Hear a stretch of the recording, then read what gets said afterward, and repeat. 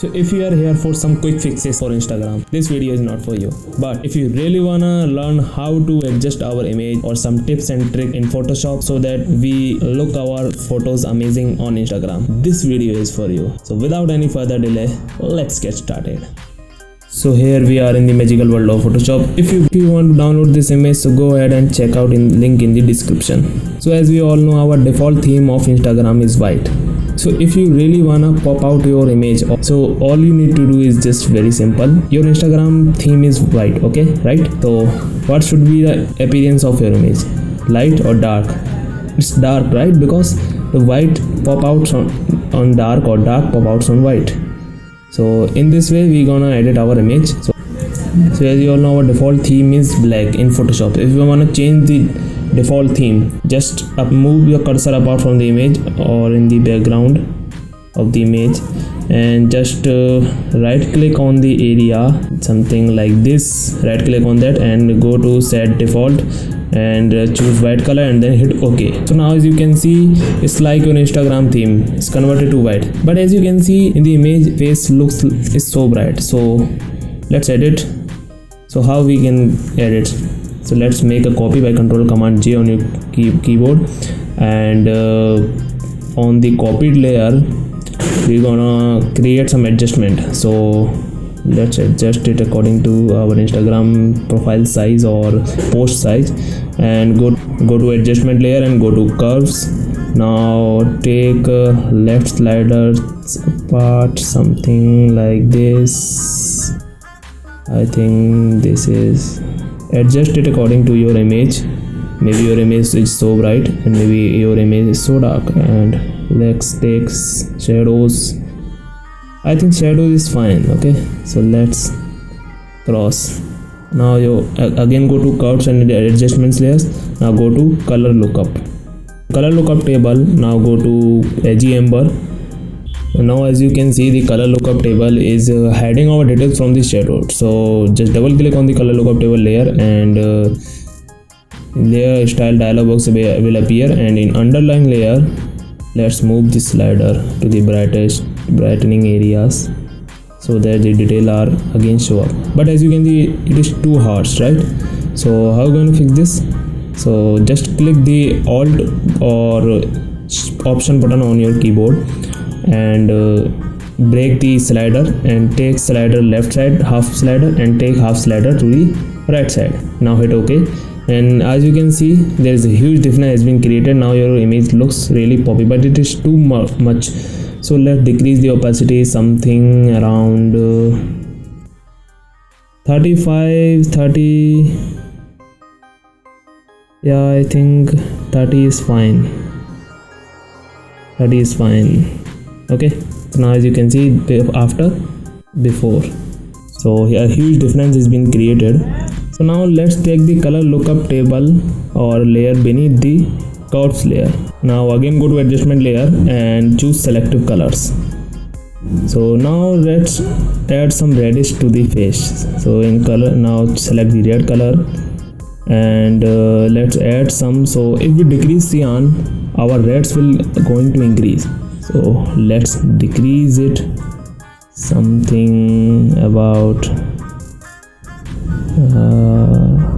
yeah, that's fine. Now increase the black on reds.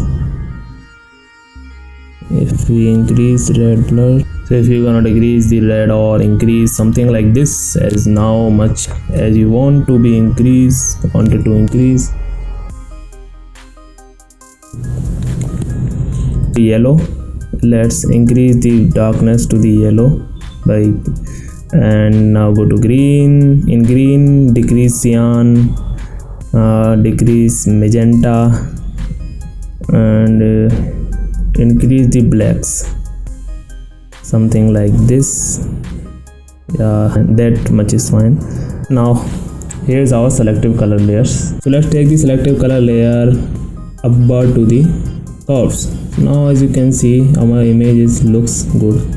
Now let's merge all the layers into a single layer. So how you gonna merge all the layers into a single layer? So I'm gonna give you a shortcut. Just press Ctrl Alt Shift and E in your keyboard. Remember guys, Ctrl Alt Shift and E. So let's press it, Control Alt Shift E. Now all your layers, all your works beneath the layer that is being new created is going to merge into a single layer. Now let's convert our new layer into a smart object. Okay, now go to filters and more and high pass. Now let's add some sharpening. So first take it to 0 and increase slowly, increase until when you begin to see the details. When just you begin to see the details, just stop it and then enter OK. So let's increase it. I think for this image 2.2 or 2.3 is fine. Yeah, 2.2 is fine, and just simply press OK. Now change the blend mode normal to overlay, and now create a mask by click on the mask button. Now mask is being created.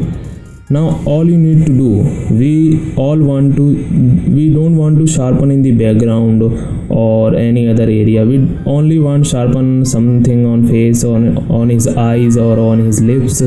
So by select the mask layer, now go to brush and make sure the foreground color is black. Okay, because you want to decrease the sharpening. Okay, so make sure foreground color is black and just paint on the area in which you don't want sharpening. So let's paint. Take your time.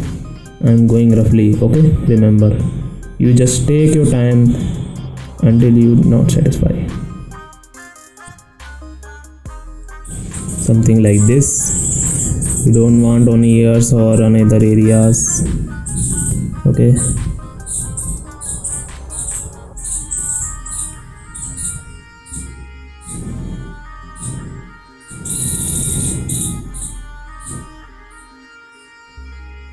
one more thing guys, we also don't want on cheeks. So let's rub on our cheeks and on his forehead, but remember, don't paint on eyes and lips. Yeah, that is fine, or you can take your time by adjusting values and flow and opacity of the brush. Now make a copy of your masked layer or your high pass layer or whatever you say by Control and Command J. So make a copy, and in copy we're gonna make our mask full black. Okay, so by click on the mask and choose Control or A. So select all the image and make sure foreground color is black and press Alt and backspace so that all your mask is going black, so that all the details in this layer is going to hide. Okay, so we're gonna sharpen our eyes little much more and our lips also. So by keeping on this layer, just go to the filter and more, and again go to high pass, and at this time choose value something around 4 or 4.5, a high value. Okay, and then just hit OK. And now take a brush and make sure foreground color is white and just paint on the area in which you want to be sharpened. So like in the eyes, don't go beyond the area like eyes, and something in the part of nose, something like this. And yeah, we want lips to be sharpened. Okay, it's look attractive. Okay, so let's paint on it. Now as you can see, your image is looking too sharp.